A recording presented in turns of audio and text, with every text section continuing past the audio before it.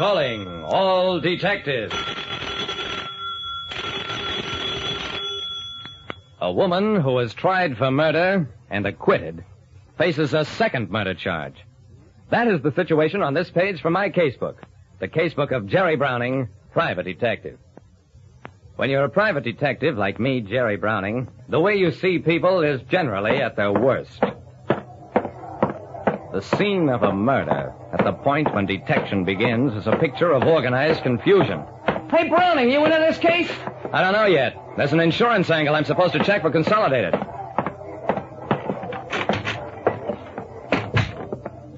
Harvey Trustin had been shot while working at his office in the Granite Trust building. The scene was typical.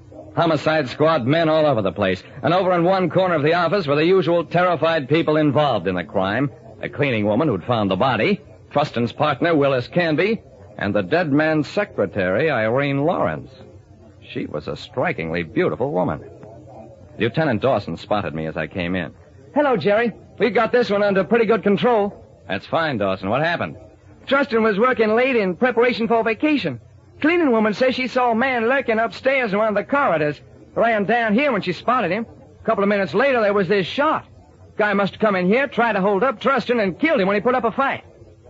I kept looking at the secretary. Irene Lawrence. That strangely serene face was stirring a memory somewhere deep in my mind.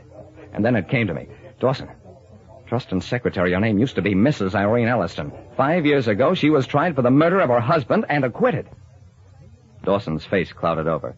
He turned to one of his men. O'Brien, put Miss Lawrence under arrest. What started as an investigation of a sneak thief killing took an abrupt turn when it developed that the dead man's secretary had once stood trial for the murder of her husband. At police headquarters, Dawson questioned Willis Canby, the murdered man's partner. How long did Irene Lawrence work for your partner? About 2 years. Did they ever see each other outside the office? Why, yes. As a matter of fact, Harvey told me he was planning to marry her. He probably found out about her past, changed his mind, so she killed him. That was as much of it as I could take.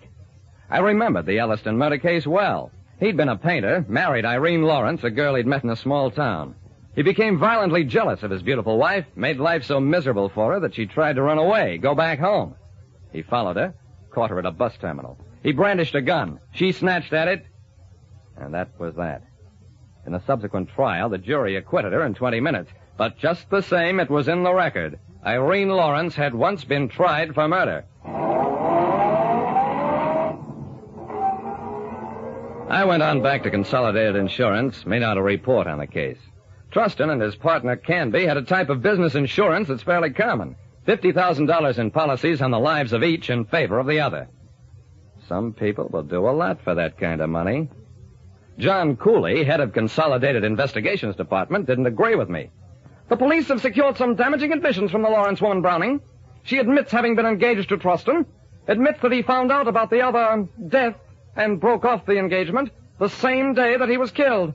Mr. Cooley, does every woman whose engagement is broken shoot the guy because he changed his mind? Browning, I don't like your humor. Mr. Cooley, I don't like the whole case. What happened to that sneak thief the cleaning woman saw? Nobody's even trying to find him now. There was a long pause while Cooley rubbed his jaw. Then, all right, Browning. Go out and find him.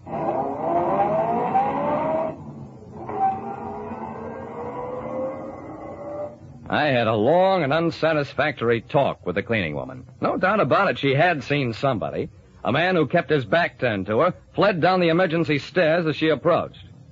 Well, that was possible. Though why a thief would run in panic from an elderly woman and then invade an office where a man was working and shoot him was something I couldn't figure out. Nobody else saw the thief. Nobody reported any thefts in the building for that night. Well, that was possible, too, though not very probable. At the offices of Canby and Trustin, I got hold of the personnel manager. I wonder if you'd do me a favor. Look up your records and see how Miss Lawrence originally got the job as Mr. Trustin's secretary. The old man blinked. It happens, I remember. Miss Lawrence originally came here to see Mr. Canby. I believe he'd met at some gathering. She worked for a short time in our foreign correspondence department, and then became Mr. Trustin's secretary. Thanks. Thanks a lot. So, Canby had introduced Irene Lawrence into the company. That was interesting. I drove across town to a firm of public accountants. I want a thorough investigation of Canby and Trustin's financial standing. They do an import and export trade with South America. There wasn't anything else I could do for a couple of days. In the meanwhile, Irene Lawrence had been charged with the murder of Harvey Trustin. In not a single newspaper account that I read was there the slightest intimation that maybe she wasn't guilty. On the third day, I got my report from the accountants. Canby and Trustin were considered shaky, and Canby had been gambling and losing on foreign commodity prices. That afternoon, I waited outside the Granite Building. As Canby came out, I called to him, "Hey, Mr. Canby, somebody behind you wants to talk to you." He turned around, and in that instant, I snapped a picture with his back to me. He whirled around. "Why have you taken my picture?" "I want a photograph of you, Mr. Canby, with your back turned to see if you resemble a certain sneak thief." He dived for the camera, tried to snatch it from me. Instead, I clamped my hand over his arm. "Mr. Canby, you and I are going to police headquarters."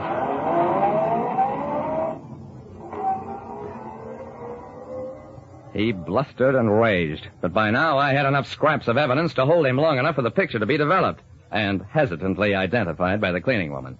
By itself, that wasn't worth anything, but combined with the insurance motive, Canby's gambling, and his introduction of Irene Lawrence into the firm, we finally broke him down. What came out was what I'd suspected, that he'd deliberately tried to find an attractive woman who'd once been accused of murder, and whom he could frame for a second murder that he might otherwise himself be suspected of having committed. Having found her, he gave Irene a big build-up with his partner, and then at the right moment, broke the news of her past.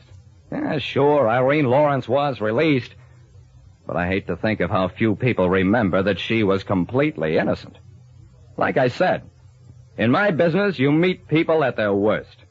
And the worst people aren't always the ones who stand accused.